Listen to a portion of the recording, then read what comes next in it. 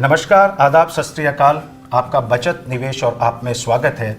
मेरा नाम श्रीराम मनी है। मैं HDFC म्यूचुअल फंड में पिछले 15 वर्ष से जुड़ा हुआ हूं और मेरे साथ हैं आज श्री कृष्ण शर्मा जी, जो कि HDFC म्यूचुअल फंड के वरिष्ठ ट्रेनर हैं। नमस्कार दोस्तों। ये HDFC म्यूचुअल फंड का पॉडकास्ट सीरीज़ 1 है और ये सीज़न 1 का पहला एपिसोड है, जिसमें हम लोग कोशिश करेंगे कि इन्वेस्टमेंट फील्ड से जितनी भी चीज़ें जुड़ी हुई हैं उसके बारे में जितना हम जान सकते हैं।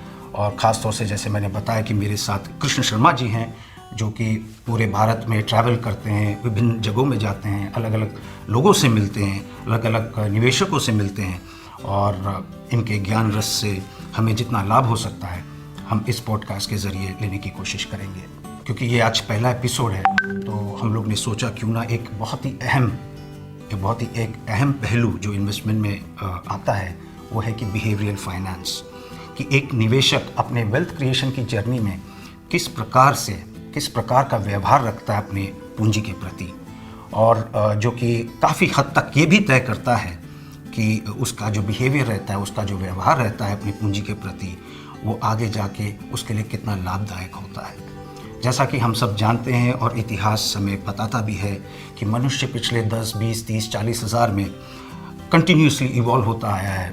उसका एटीट्यूड हो, उसका फियर हो, उसका ग्रीड हो, उसका बिहेवियर हो, ये सारी चीज़ें पिछले 30, 35, 40 हज़ार साल में डेवलप होती रही हैं और आज के आधुनिक युग में भी लगातार वो डेवलप होती जा रही हैं। और इन सब के समीकरण का कहीं ना कहीं प्रभाव मनुष्य के जीवन के हर पहलू में पड़ता है और उनमें से एक अहम पहलू है वो जो पैसा कमाता है, हार्ड एंड मनी है, उस पैसे को कहाँ लगाता है, उसके प्रति वो क्या व्यवहार रखता है। तो इसी साइंस को हम बिहेवियरल फाइनेंस कहते हैं। और जैसे मैंने शुरुआत में बताया कि हमारे साथ शर्मा जी जुड़े हुए हैं, जिन्होंने अलग अलग जगहों में जाके अलग अलग निवेशकों से बात भी किया है, उनको जानने की कोशिश भी किया है। तो मेरे ख्याल से इनसे बेहतर कोई नहीं हो सकता जो हमें एक इंसाइट इस साइंस के बारे में बताए। तो आज की शुरुआत करते हैं आपके विचारों से। शुक्रिया श्रीराम जी। ये एक बहुत इंटरेस्टिंग, बहुत मज़ेदार विषय है बिहेवियरल इकोनॉमिक्स। इसका विकास अभी ही हाल ही के 20 वर्षों में हुआ है, उसके पहले नहीं था। मानव के इतिहास में, और मैं यूँ कहूँ कि मानव के इतिहास के बाद के दौर में जहाँ अर्थ विज्ञान आया, इकोनॉमिक्स आया, अर्थनीति आई, वहाँ पर ये माना जाता रहा कि एक इंसान बौद्धिक स्तर पर बहुत तेज़ होता है, तार्किक होता है। वो जीवन में जो भी काम करता है अपने हित को ध्यान में रख के करता है। वो सदैव वही निर्णय लेता है जिससे उसको फ़ायदा पहुंचता है। इंसान एक स्वार्थी, एक सेल्फिश जीव है। वो हमेशा स्वयं के फ़ायदे की तरफ तत्पर रहता है। तो ये विज्ञान ये मानता रहा है। ये पूर्ण विज्ञान नहीं है, ये एक व्यवहारिक विज्ञान है। तो ये व्यवहारिक विज्ञान, हर व्यक्ति इस बात पे शिद्दत के साथ ये महसूस करता है कि वो जीवन में जो भी निर्णय लेगा वो अपने हित में लेगा, अपने हक में लेगा। पर ऐसा देखा गया है कि ऐसा होता नहीं है। प्लेजर और पेन जीवन के दो हिस्से हैं। अगर आप मुझसे पूछें कि एक व्यक्ति के जीवन में पहला सुख क्या है, तो आप निसंकोच कहेंगे निरोगी काया। और निरोगी काया को प्राप्त करने के लिए, अच्छे स्वास्थ्य को प्राप्त करने के लिए हम सभी जानते हैं कि हमें सुबह मॉर्निंग वॉक पे जाना चाहिए, सैर पे जाना चाहिए। उससे वर्जिश होती है, स्वास्थ्य अच्छा रहता है। और अगर आप दुनिया में किसी को भी पूछें कि आपको स्वास्थ्य अच्छा चाहिए कि नहीं चाहिए, तो वो तो पहली ज़रूरत है। सही बात। तो क्या आपने कभी इस बात पे विचार किया है फिर हर व्यक्ति मॉर्निंग वॉक पे क्यों नहीं जाता है? क्योंकि जब वो सुबह उठता है 4 बजे, 5 बजे, तब उसका मस्तिष्क तो ये कहता है कि उसके हक में है कि वो मॉर्निंग वॉक पे जाए, पर उसकी इंद्रियां, ये 5 इंद्रियां जो हमारी है, जिसके ज़रिए वो सुख और दुख को महसूस करता है और ब्रेन को इन्फॉर्मेशन भेजता है, वो इंद्रियां उस मस्तिष्क को, उस जहन को ये संदेश देती है कि सोते रहने में जो आनंद है, सोते रहने में जो मज़ा है, वो मज़ा घूमने में नहीं आएगा।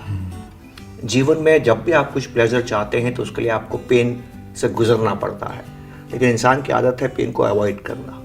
सो ये एक प्रकार का बैटल है between the senses and the mind. Yes, senses and mind. यहाँ पर जो इंद्रियां हैं वो मस्तिष्क की, जहन की नौकर हैं। आपके दिमाग के 5 नौकर हैं, पर देखा ये गया है कि ये नौकर दिमाग को प्रभावित करते हैं वो निर्णय लेने के लिए जिनमें इनको सुख मिलता है। वो भी कौन सा? जो अभी का सुख होता है ना। इन्वेस्टमेंट्स में भी ये बात लागू होती है। तो एक नया विचार दुनिया भर में आया और डेनियल kahneman नाम के एक साइकोलॉजिस्ट थे, जिनको इस विषय पर नोबेल प्राइज़ मिला, और उसके बाद तो दुनिया भर में ये विज्ञान छा गया, उन्होंने कहा कि इंसान जो निर्णय लेता है वो अपने हित में नहीं लेता है। इंसान जो निर्णय लेता है वो लेता है जो उसको सुख देता है, उसको अच्छा लगता है। लेकिन शर्मा जी, जैसे आपने अलग अलग जगह आप भ्रमण करते हो, लोगों से मिलते हो, और जैसा अभी आपने बताया कि एक इन्वेस्टर या निवेशक आज जब अपनी पूंजी कहीं लगाना चाह रहा है तो इस वक्त की जो सुख की प्राप्ति हो रही है, शायद उसी की अनुभूति के अनुसार वो शायद उस वक्त वो निश्चय लेता है। लेकिन क्या बिहेवियरल फाइनेंस हमें ये भी बताता है कि वो उसका व्यवहार हमेशा के लिए परमानेंट वही व्यवहार नहीं रहेगा, आगे जाके उस व्यवहार में भी काफ़ी परिवर्तन आते रहते हैं।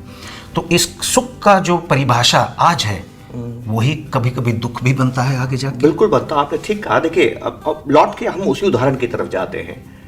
आप ये तय करते हैं रात को 10 बजे कि मैं सुबह 5 बजे मॉर्निंग वॉक पे जाऊंगा, तो आप तय कर चुके हैं। रात को 10 बजे आप अलार्म लगाते हैं। ये अलार्म लगाना है एक तरह से इन्वेस्टमेंट करना, कि आपने रात को 10 बजे इन्वेस्टमेंट कर दिया। लेकिन कुछ घंटे गुजरने के बाद में या इन्वेस्टमेंट का कुछ समय गुजरने के बाद में वातावरण में परिवर्तन आता है। और परिवर्तन क्या आता है कि जब आपने अलार्म क्लॉक लगाया तब आप जगे हुए थे, उसके बाद आप सो गए, अब आपको 5 बजे उस सोती हुई अवस्था से उठना है। वो एक परिवर्तन है, वो परिवर्तन। और जब आप उठते हैं तो अपने ही निर्णय को बदल देते हैं कि यार कल चले जाएंगे, अभी बारिश हो रही है, आज थोड़ी ठंड ज्यादा है। आप बहाने ढूंढते हैं और अपने उस निर्णय से वापस लौटने के लिए। तो जब आप निवेश करते हैं उस वक्त परिस्थिति अलग होती है। निवेश करने के कुछ समय के बाद परिस्थिति दूसरी हो जाती है, और वो बदली हुई परिस्थिति आपको परेशान करती है, और आप अपने निर्णय की तरफ लौट के जाते हैं कि मेरा निर्णय सही हुआ या गलत हुआ। क्या इस बात का कोई प्रमाण है कि बिहेवियरल इकोनॉमिक्स वाकई में हमें ये बात समझा पाती है? जी हाँ, एक बहुत खूबसूरत मैं उदाहरण आपको देना चाहूँगा। हिंदुस्तान की अगर हम बात करें या दुनिया की भी बात करें, अमेरिका की बात करें, जहाँ पर स्टॉक मार्केट्स में और बॉन्ड मार्केट्स में काम करते हुए 100 वर्षों से ज़्यादा हो गए हैं, वहाँ पर एक रिटर्न है जो कि उनके बाज़ारों ने प्राप्त किया है। एक रिटर्न है जो हिंदुस्तान के सेंसेक्स ने, निफ्टी ने प्राप्त किया है। उसको हम बोलते हैं अवेलेबल रिटर्न, कि ये रिटर्न अवेलेबल है समाज में, ये रिटर्न समाज में क्रिएट किया गया है, ये रिटर्न समाज के अंदर प्राप्त हुआ है। लेकिन जो अवेलेबल रिटर्न है इन्वेस्टर्स को, इसी बाजार में जो उन्होंने इन्वेस्टमेंट किया है, अगर आप उनके पोर्टफोलियो के रिटर्न देखेंगे तो वो बहुत उससे कम होगा। आज हिंदुस्तान में कितने लोग ये कह सकते हैं कि 1980 में उन्होंने जो 100 रुपए का निवेश किया था, आज वो 40,000 हो गया है। बाजार तो हुआ है ना, हम देख रहे हैं कि बाजार हुआ है। जी हाँ, इस बाजार में 100 का 40,000 होता है जी। और यकीन मानिए, आपको कितने लोग ऐसे नजर आएंगे समाज में जिन्होंने इस 100 रुपए को 40,000 बनाया है, जबकि सैकड़ों लाखों करोड़ों लोगों ने इसी बाजार में निवेश किया है। तो ये जो सफर है, ये जो जर्नी है, कहीं ना कहीं उन्होंने कुछ गलत निर्णय लिए हैं। वो निर्णय उन्होंने क्यों लिए हैं? वो निर्णय उन्होंने इसलिए नहीं लिए कि वो निर्णय ही उत्तम निर्णय उनके लिए था। वो उन्होंने इसलिए लिए हैं कि समय समय पर बदलती परिस्थितियाँ उनके प्लेजर और पेन को प्रभावित करती है, और जब जब उनको पेन हुआ है, जब जब उनको कष्ट हुआ है, उनके इंद्रियों ने उनके दिमाग पे दबाव बनाया है कि आपको अपना फैसला बदलना चाहिए जी। और हम अपने फैसलों में बार बार बदलाव लेके आते हैं, और जब आप बार बार बदलाव लेके आते हैं तो वो आपके विज़न को प्रभावित करती हैं, और जब आप विज़न को प्रभावित करती हैं तो पर्पस डिफीट होता है, और पर्पस डिफीट होता है तो जीवन में कुछ प्राप्त नहीं होता है जी। तो ये बहुत महत्वपूर्ण माना गया है कि अगर आप इस बाजार को जीतना चाहते हैं, अगर आप निवेश में जीतना चाहते हैं, अगर आप अपनी आर्थिक स्थिति को मजबूत करना चाहते हैं, तो ज़रूरी ये नहीं है कि आप इकोनॉमी को समझें, ज़रूरी ये नहीं है कि बाजार को समझें। ये बहुत छोटी सी बात है। ज़रूरी ये है कि आप अपने आप को आईने के सामने खड़ा करें और ख़ुद को समझें। दूसरों को समझने के चक्कर में हम खुद को नहीं समझ पा रहे हैं, और सही निर्णय जो हमारे हित में उनको नहीं ले पा रहे हैं। ये बहुत दुरुस्त बोला आपने, बहुत दुरुस्त बोला। आपके विचारों में ही मुझे 2 प्रश्न मिले हैं। एक, जैसे अभी आपने बताया कि जब हम वेस्टर्न वर्ल्ड की ओर देखते हैं, जहाँ पे पिछले 100 साल से, कई सदियों से उनके पास वेल डेवलप्ड मार्केट मौजूद है, तो जहाँ तक मैं मानता हूँ, मेरा सोचना है कि एक निवेशक का जो व्यवहार या उसका बिहेवियर है, काफ़ी हद तक उसका बिलीफ सिस्टम, उसका कल्चर, उसकी अपब्रिंगिंग, उसका थॉट प्रोसेस, किस माहौल में वो पला बड़ा, हर चीज़ उसको कहीं ना कहीं इम्पैक्ट करती है। तो जब आप विदेश के निवेशकों को देखते हैं, क्योंकि जैसे आपने बताया कि वो पुराना मार्केट है, वहाँ कई सालों से चल रहा है, डेवलप्ड मार्केट है, तो वहाँ के निवेशक को बिहेवियर और हिंदुस्तान के निवेशकों के बिहेवियर में क्या अंतर पाते हैं। और दूसरा, जैसे आपने बोला कि 80 में जैसे 100 था, 40,000 हो गया। हमारे लिए, हमारे देश के लिए और हमारे देशवासियों के लिए अभी भी एक इक्विटी एज अ कल्चर या stock market as a culture बिल्कुल नया है, क्योंकि मुश्किल से 30-40 साल ही हुए हैं। जबकि यही चीज़ हम बाहर जब देखते हैं तो जहाँ पुराने सीजन्ड लोग हैं, तो वो कल्चर नया जो एब्जॉर्ब हो रहा है इंडिया में, तो उसके चलते भी आप कुछ बिहेवियर में चेंजेस पा रहे हैं? श्रीराम जी, यकीन मानिए ये बहुत अद्भुत प्रश्न है, बहुत ही प्रासंगिक। हिंदुस्तान में एक बहुत बड़ा बदलाव आ रहा है। 1991 के बाद में हिंदुस्तान के अंदर एक नया दौर शुरू हुआ और सन 2000 के बाद में हिंदुस्तान की अर्थव्यवस्था बहुत तेजी से विकास करने लगी। अर्थव्यवस्था का विकास करने का मतलब होता है जीडीपी की ग्रोथ रेट। तो हिंदुस्तान जिस जीडीपी ग्रोथ रेट के दौर से पिछले 15 वर्षों से गुजर रहा है, पुराने हिंदुस्तान में उसने वो कभी नहीं देखा। तो हमारी जो लालन पालन हुआ है, हम जो बड़े हुए हैं, हमें जो संस्कार प्राप्त हुए हैं, वो उस देश में प्राप्त हुए हैं जहाँ पर आमदनी बहुत कम थी, विकास दरें बहुत कम थी। तो पैसे को लेके जो हमारा जो रिश्ता है पैसे के साथ में, वो कमाने भर का है। हमारे समाज के अंदर माँ बाप बच्चों से अपेक्षा करते थे कि वो पढ़े लिखे और खूब पैसा कमाएं, क्योंकि उनकी ज़रूरतें पूरी नहीं हो रही थी। हिंदुस्तान में आमदनी बहुत कम थी। तो हमारे जो संस्कार हैं, हमारी जो शिक्षा है, हमारा जो ध्येय है, हमारा जो लक्ष्य है, हमारा जो अनुभव है, वो कमाने की तरफ है।